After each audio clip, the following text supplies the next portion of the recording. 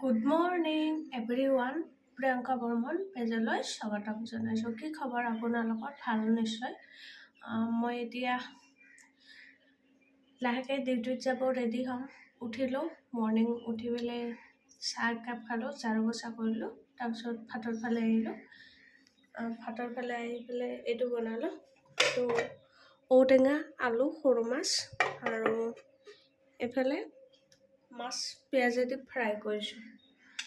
এনেকৈ আৰু আমাৰ আৰু ডেইলি ৰুটিন আৰু ডিউটিত যাম যিহেতু কিবা এটা খাই যাব লাগিব। ৰাতিপুৱা ভাতটো খালে মানে কি দিনটো টেনশ্যন নাথাকে, দিনটো একাপ চাহ খাই বা দুটা ৰুটি খাইও থাকিব পাৰোঁ।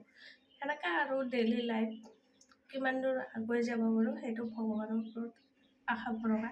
কিন্তু কিছুমান মানে কি মানুহে নিগেটিভভাৱে কিছুমান কয়, তেতিয়া বেয়া লাগে, মনত সাহস দিব লাগে যাতে আগুৱাই যাব পাৰোঁ, ভাল এটা ভিডিঅ' দিব পাৰোঁ ৰাইজক। সেইটোৱে আৰু কিনো ক'ম। এতিয়াতো ডিউটিতে যাম, লাহেকৈ গা পানী ধুম আৰু। কিন্তু কেতিয়াবা দুখ লাগে যেতিয়া নিগেটিভভাৱে কয়।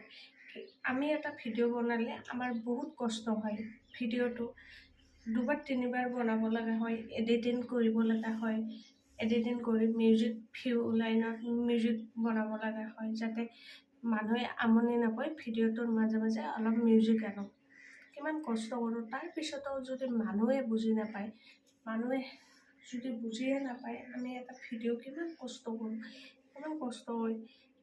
মানুহে ভাবে কি মানে কি ভিডিঅ' বনাইছে, নতুনকৈ ষ্টাৰ্ট কৰিছে, সেইটো নহয়। মোৰো এটা মনত আছে, সপোন আছে, হেঁপাহ আছে যাতে মই ভালকৈ ভিডিঅ' এটা বনাব পাৰোঁ।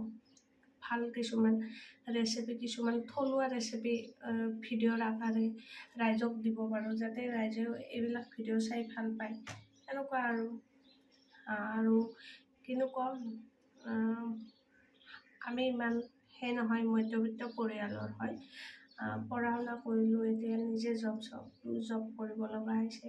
কাৰণ মানুহৰ এনি টাইম প্ৰব্লেম হয়, মানিৰ কাৰণে বা পইচাৰ কাৰণে মানুহে বহুত কষ্ট কৰিব লগা হয়। সেনেকৈ আৰু চলি আছোঁ ভগৱানৰ আশীৰ্বাদত।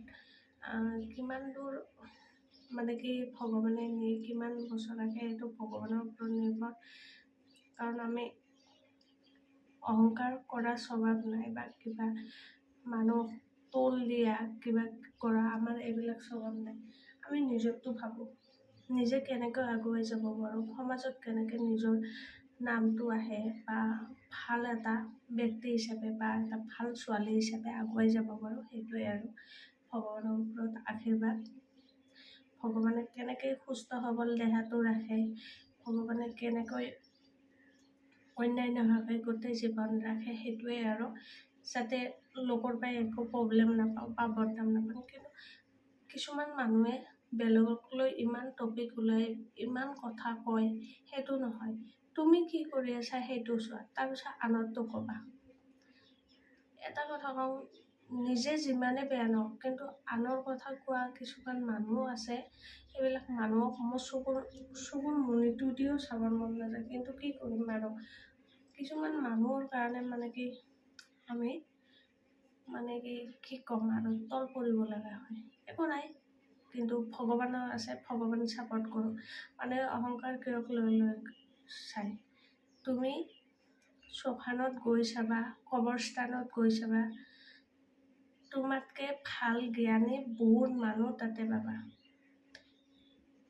এটা কথা কওঁ, মই নিজে কি কৰিছোঁ, নিজে কোনটো ভাল দিশে যাই আছোঁ, সেইটো মই নিজে জানিব লাগিব বা ৰাইজে গম পাব।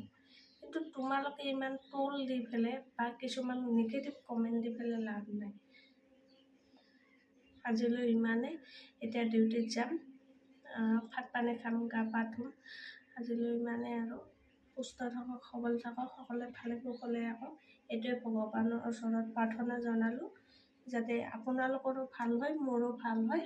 লাইফটো সেইটোৱে আৰু। জয় অসম, নমস্কাৰ।